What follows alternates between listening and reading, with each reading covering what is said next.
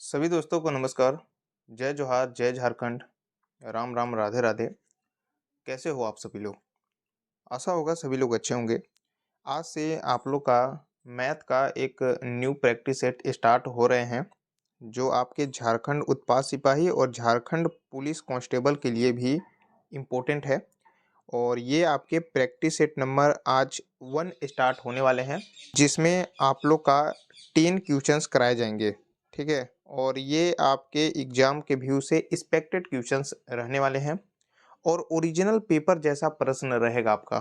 ठीक है, तो इसमें मैं मैथ का 10 क्वेश्चंस का आज सॉल्यूशन कराने वाले हैं, जो आपके एग्जाम को देखते हुए, सिलेबस को देखते हुए क्वेश्चंस को सेट यहाँ पे किया जा रहा है।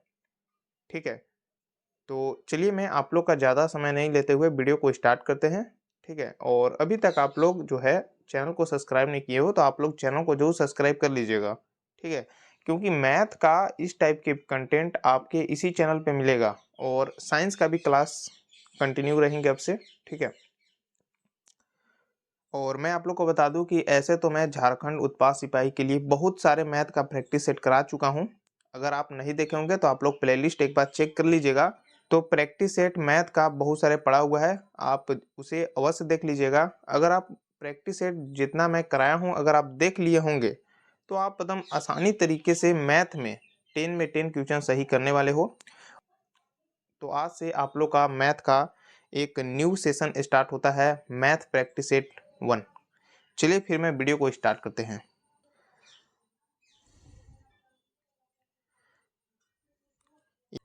यहाँ पे आपके फर्स्ट नंबर क्वेश्चन है कि संख्या है 72845581 में 8 के स्थानीय मानों का अंतर कितना है।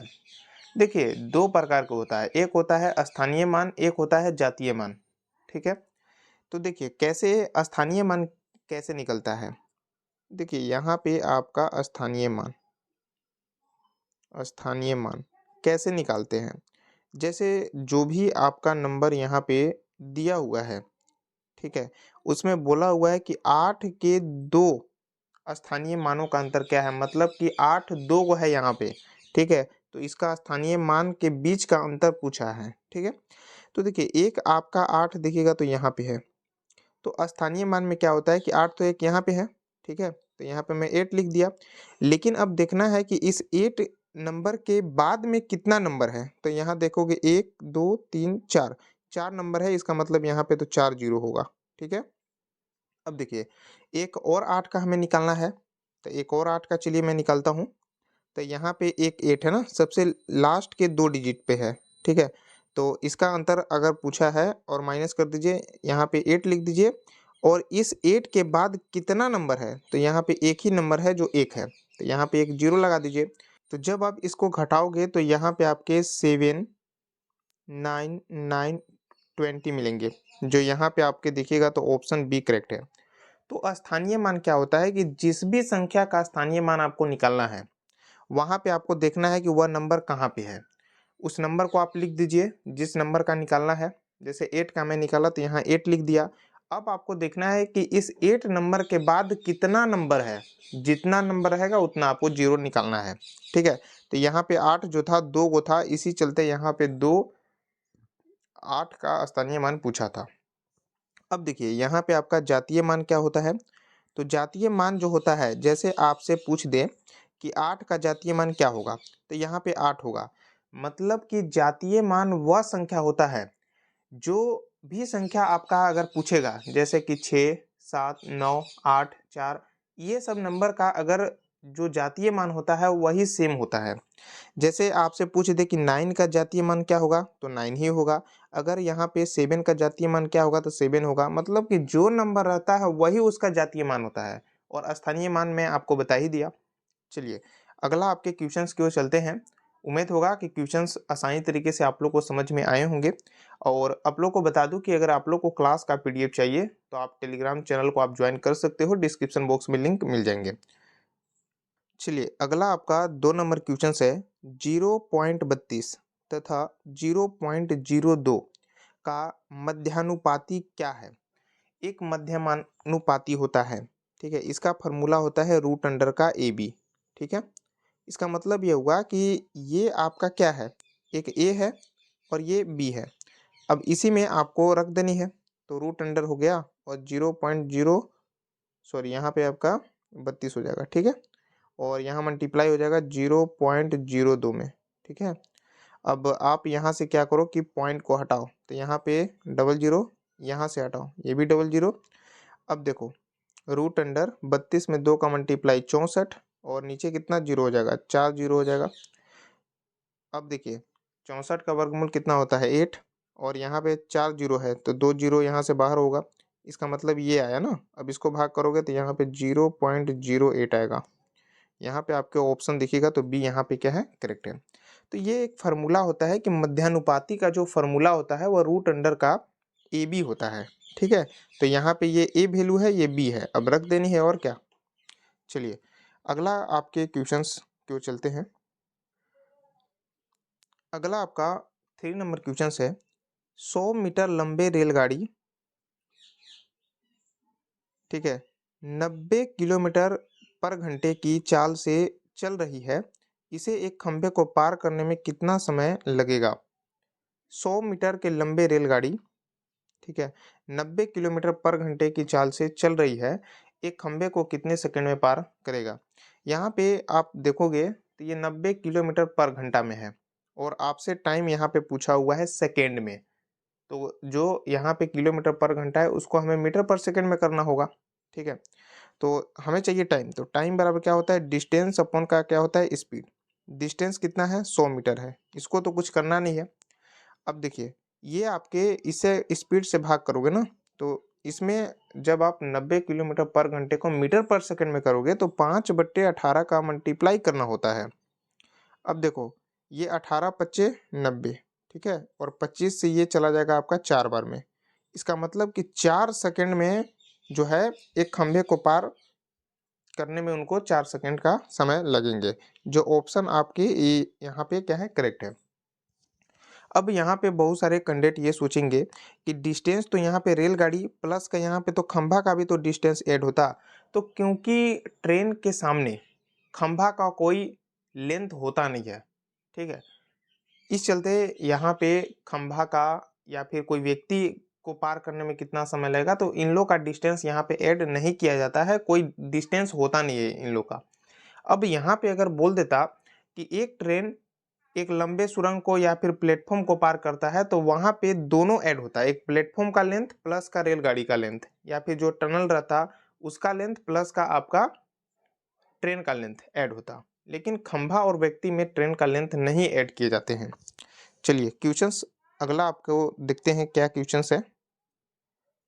चलिए 4 नंबर क्वेश्चन है कि साधारण ब्याज से किसी धन का 2 वर्ष का मिश्र धन यहाँ पे 2240 रुपये तथा 5 वर्ष का मिश्र धन 2600 रुपये है, यह धन कितना है। देखिए यहाँ पे आपसे प्रिंसिपल पूछा जा रहा है कि प्रिंसिपल क्या है। चलिए मैं लिख देता हूँ कि प्रिंसिपल हमें यहाँ पे क्या करनी है, ज्ञात करनी है।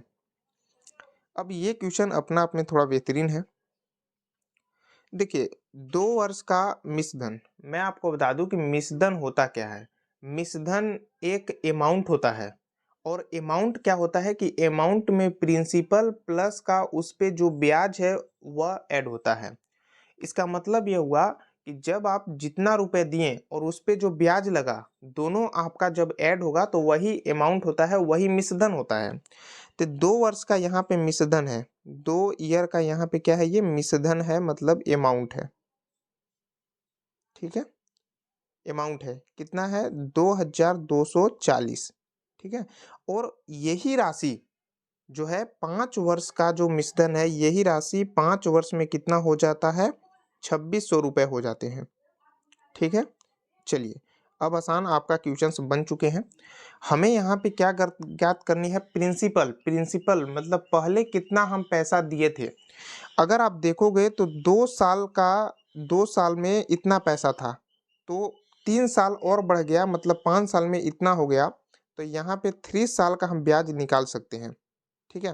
तो अगर हम 2600 माइनस का 2240 जब घटाएंगे तो हमें यहाँ पे कितना आ जाएगा, 360। मतलब हम कह सकते हैं कि 3 साल में जो हमें ब्याज मिला है वह 360 रुपये के मिला है, तो हमें प्रिंसिपल चाहिए, तो 2 वर्ष का हम यहाँ पे ब्याज निकाल लेते हैं, ठीक है? तो 2 ईयर का कितना हो जाएगा? यहाँ पे आपका 360, 2 का मल्टीप्लाई 3 आ जाएगा नीचे। अब देखो ये हो जाएगा 120, 120 में 2 का मल्टीप्लाई 240। इसका मतलब कि 2 साल में हमें ब्याज कितना मिला? 240 रुपये मिला। तो अगर हम इस 2 साल में जो ये आपका अमाउंट है 2240 में अगर हम ब्याज को घटा दें तो हमें तो प्रिंसिपल मिल जाएगा। सीधी सी बात है, क्योंकि अमाउंट जो होता है अमाउंट में आपका प्रिंसिपल प्लस का एसआई होता है। अब हमें यहाँ पे तो ब्याज मिल गया है, तो ब्याज अगर अमाउंट में से ब्याज को घटा देंगे तो हमें यहाँ पे प्रिंसिपल मिल जाएंगे। तो प्रिंसिपल यहाँ कितना मिल जाएगा आपका? 2000। इसका मतलब कि फर्स्ट बार जो पैसा मिला था, फर्स्ट बार जो हम कैंडिडेट के पैसे दिए थे वह 2000 रुपये दिए थे, जो ऑप्शन आपके सी यहाँ पे क्या है, करेक्ट है। चलिए, उम्मीद होगा क्वेश्चन समझ में आए होंगे आप लोग को। बेहतरीन क्वेश्चन है, एग्जाम में ऐसा ही क्वेश्चन आने वाले हैं। चलिए अगला आपके क्वेश्चंस की ओर चलते हैं। जो भी क्वेश्चंस में आपको डाउट होता है आप कमेंट कर सकते हो कि इस प्रैक्टिस सेट नंबर आप लोग बता दीजिएगा, और क्वेश्चंस भी आप बता दीजिएगा कि क्वेश्चंस नंबर कौन सा था। अगला आपका जब प्रैक्टिस सेट होगा तो फाइनली उसको करा दिए जाएंगे। नेक्स्ट आपके क्वेश्चंस की ओर चलते हैं। आइए 5 नंबर क्वेश्चन है कि अरुण ने 175 प्रति की दर से 3 कमीज और 250 प्रति पतलून की दर से 6 पतलून खरीदे। सभी कमीजों का औसत मूल्य ज्ञात कीजिए। सभी कपड़ों का औसत मूल्य ज्ञात कीजिए। देखिए औसत बराबर फॉर्मूला होता है अंकों का योग बटा अंकों की संख्या। यहाँ पे अगर हम 175 में, ये 175 क्या है, एक प्रकार से बात कर ले तो एक औसत टाइप का है, ठीक है। अगर हम इसमें 3 कमीज का मल्टीप्लाई कर देंगे तो टोटल यहाँ पे योग निकल के आ जाएगा कि 3 कमीज का टोटल प्राइस कितना हुआ। प्लस में अगर 250 प्रति पतलून की दर से 6 पतलून का दाम यहाँ से क्लियर हो जाएंगे, ठीक है। और कितना पतलून टोटल थे, तो 3 कमीज था और 6 ये, इसका मतलब कि संख्या से भाग दे देंगे, तो ऊपर हो गया अंकों का योग और बटा हो गया अंकों की संख्या। तो यहाँ पे जब आप मल्टीप्लाई करोगे 175 में 3 का तो आपका 525 होगा, ठीक है। प्लस और 250 में 6 का मल्टीप्लाई, तो यहाँ पे कितना हो जाएगा आपका? यहाँ पे आपका 1500 हो जाएगा, ठीक है। अब इसको 9 से भाग कर दीजिए, इसको जोड़िएगा तो यार 25 हो जाएगा। अब इसको आप 9 से भाग करोगे तो आप 9 से काटिए, तो 9 दूना का 18, 2 हासिल यहाँ दे दिया तो यहाँ तो 22 हो गया। फिर 9 दूना का 18, 2 यहाँ से गया और 4 यहाँ पे हासिल आ गया तो यहाँ तो 45 बन गया। 9 पचे का 45, इसका मतलब ये हुआ कि 225 रुपए कपड़ों का औसत मूल्य है। जो ऑप्शन आप देखिएगा तो यहाँ पे बी करेक्ट है, ठीक है। तो इस क्वेश्चन को मैं एक बार फिर से आप लोग को समझा देता हूँ ताकि आसानी से सभी क्वेश्चंस आपको समझ में आ जाएं। देखिए अरुण ने 175 प्रति की दर से 3 कमीज खरीदा, तो 175 में 3 का मल्टीप्लाई करेंगे तो टोटल कमीज यहाँ पे कितना के दाम का आ गया 3 कमीज का, तो आपका 525 आ गया। प्लस अगर हम इसमें 225 पतलून और 6 खरीदें, ठीक है, तो इसमें दोनों का मल्टीप्लाई होगा तो 1500 होगा। अब कितना टोटल खरीदे हैं, 3 यहाँ पे कमीज है और 6 पतलून है, तो यहाँ पे 9 से भाग कर देंगे तो यहाँ पे हमें एक एवरेज आ जाएगा, ठीक है, जो आपके 225 आया है। चलिए अगला आपके क्वेश्चंस की ओर चलते हैं।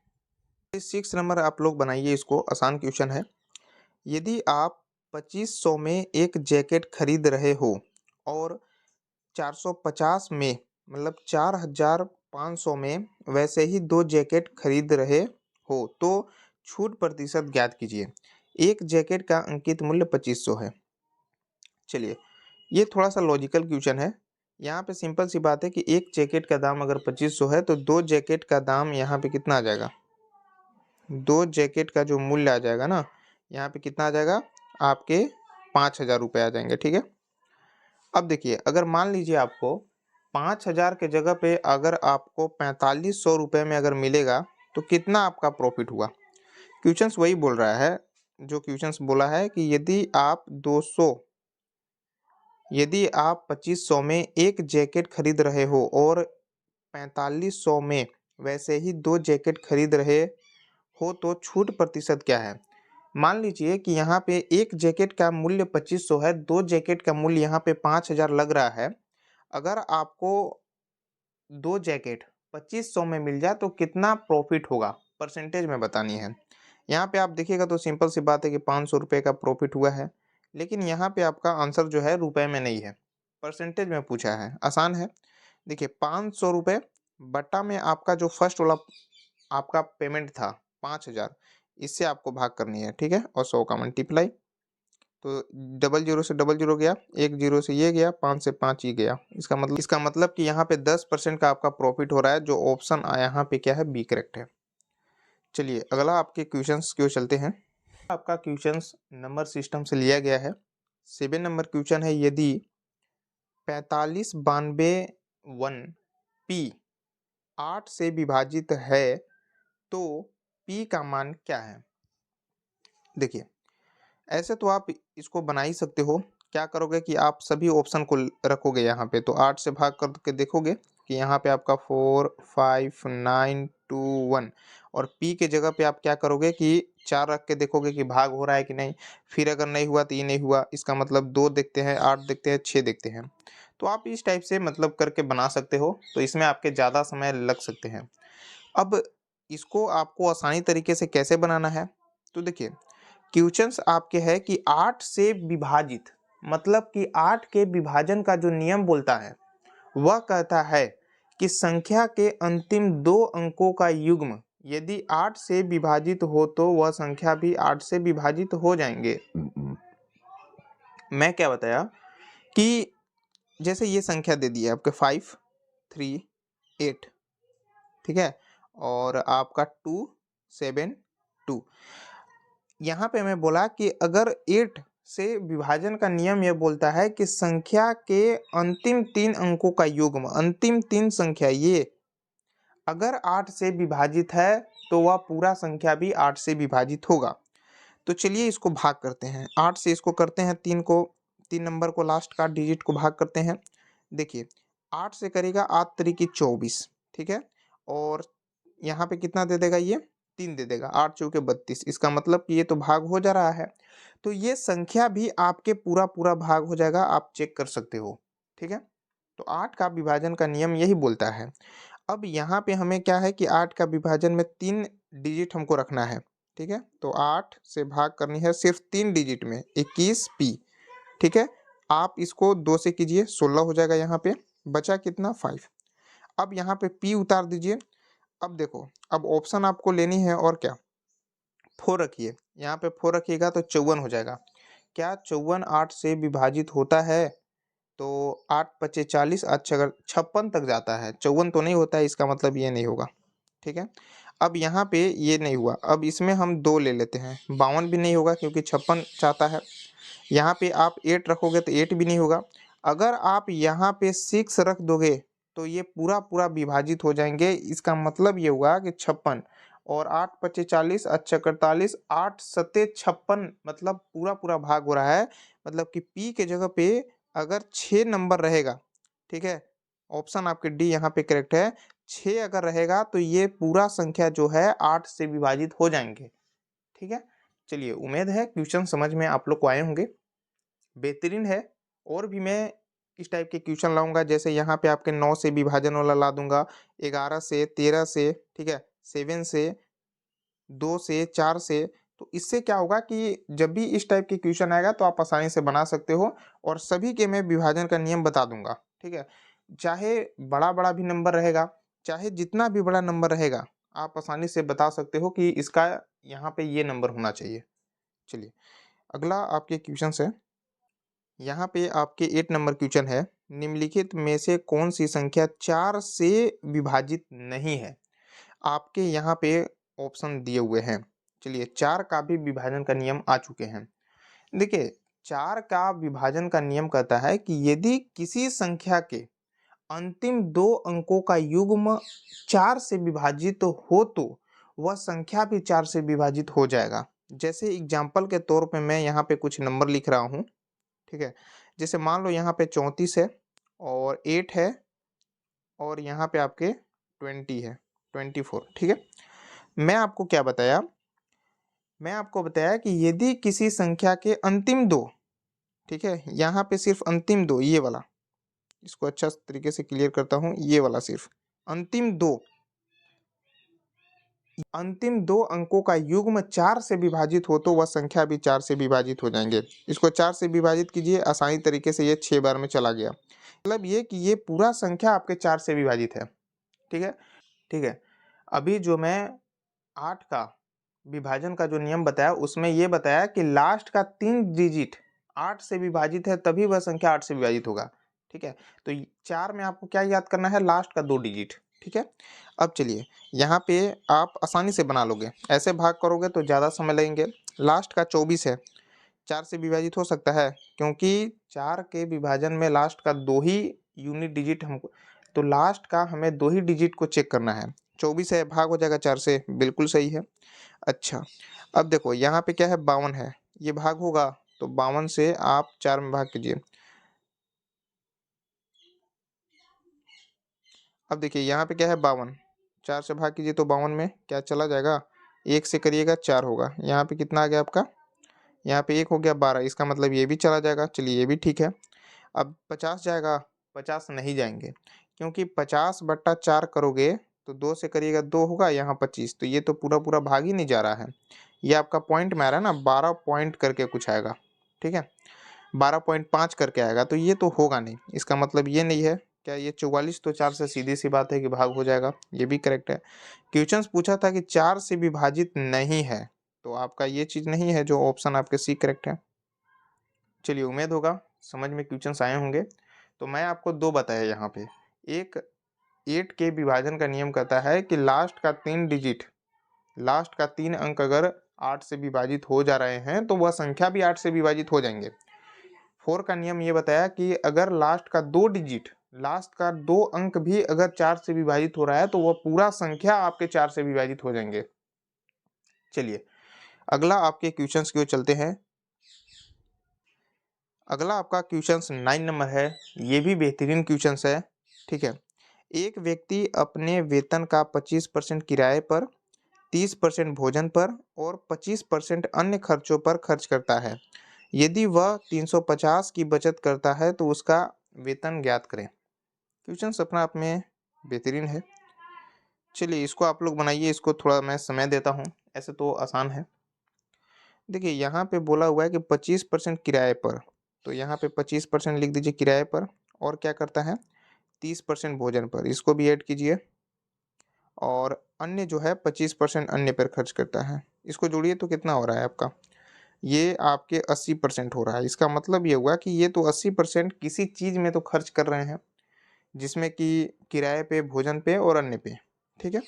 इसका मतलब ये हुआ कि 100 में से वेतन इनका 100% है, अब इनमें से ये 80% का वेतन खत्म कर देते हैं, तो जो 20% का वेतन बचा वही यहाँ पे बताया है कि 350 की ही बचत कर रहे हैं, तो 20% का यहाँ पे वैल्यू कितना हो गया आपका, 350 हो गया, ठीक है।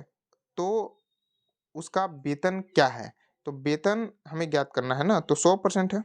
चलिए यहाँ पे आपका 350 हो जाएगा, और यहाँ 1 मिनट इसको अच्छे तरीके से लिख देता हूँ, 350, ठीक है, इंटू का 100 का मल्टीप्लाई बटा में आपका क्या आएगा 20, 0 से 0 गया, 2 से ये 5 बार में गया। अब देखो 350 में 5 का मल्टीप्लाई करिए, 0 हो गया, 5 पचे 25, हासिल 2, 15 दो 17, मतलब कि यहाँ पे आपके 1750 रुपये हो जाएंगे। ऑप्शन ए यहाँ पे क्या है, करेक्ट है, ठीक है। चलिए इसी टाइप के क्वेश्चंस अगला आपको चलते हैं, क्या क्वेश्चंस है, चलिए यहाँ पे उसी टाइप के जस्ट क्वेश्चन है, लेकिन क्वेश्चंस दोनों को अलग अलग सोल्यूशन होने वाला है। सबसे लास्ट है कि अनिकेत गुप्ता अपनी आय का 35% भोजन पर खर्च करता है और शेष का, यहाँ पे यही इम्पोर्टेंट है कि शेष का, अब यहाँ पे आपको समझना है कि जितना अनिकेत गुप्ता का इनकम होगा उसका 35% ये खर्च कर चुके हैं। अब जो बचा, अब उसमें से 35% परिवहन पर खर्च करता है और शेष के 40% की ही बचत करता है यदि उनकी मासिक आय जो है वह 20,000 रुपये हो तो हर महीने कितनी बचत करते हैं। ठीक है, या फिर करता है। देखिए, क्वेश्चंस अपना आप में बेहतरीन है। सबसे पहले कि इनकम कितना है इनका, 20,000 का है। चलिए 20,000 मैं लिख देता हूँ। अब यहाँ पे 20,000 में से 35% ये भोजन पे खर्च करते हैं, तो 100 में से 35 घटाओगे तो कितना हो रहा है आपका, 65% हो रहा है। तो 65% हो गया, बट्टा में यहाँ पे 100 हो जाएगा। फिर यहाँ पे क्या है कि 35% परिवहन पे, तो यहाँ भी आपका 65/100 हो जाएगा। ठीक है, और इसको सॉल्व कीजिए आप, क्योंकि 40% की फिर जो बचा शेष, उसमें से 40% के ये क्या है, बचत करते हैं। अब जो आपको इसको सॉल्व करने का जो बचा, उस शेष के 40% की बचत करता है। देखिए, ये डबल जीरो से ये गया, ये भी डबल जीरो से ये गया। अब इसको मल्टीप्लाई आप करो, कितना हो जाएगा, 65 में 65 का मल्टीप्लाई, फिर आपका यहाँ पे 2 का। ठीक है, तो इसको करने के बाद आपको 8,450 आ जाएंगे। ठीक है, अब ये 8,450 आया। अब शेष के 40% का ही बचत करता है, तो इसका 40% निकाल लीजिए। ठीक है, तो ये डबल जीरो से ये भी गया, इसको 4 का मल्टीप्लाई यहाँ पे करो, 5 चौके 20, 4 4 में 16 और 2 18। ठीक है, तो यहाँ 8 हो गया, हासिल 1 हो गया।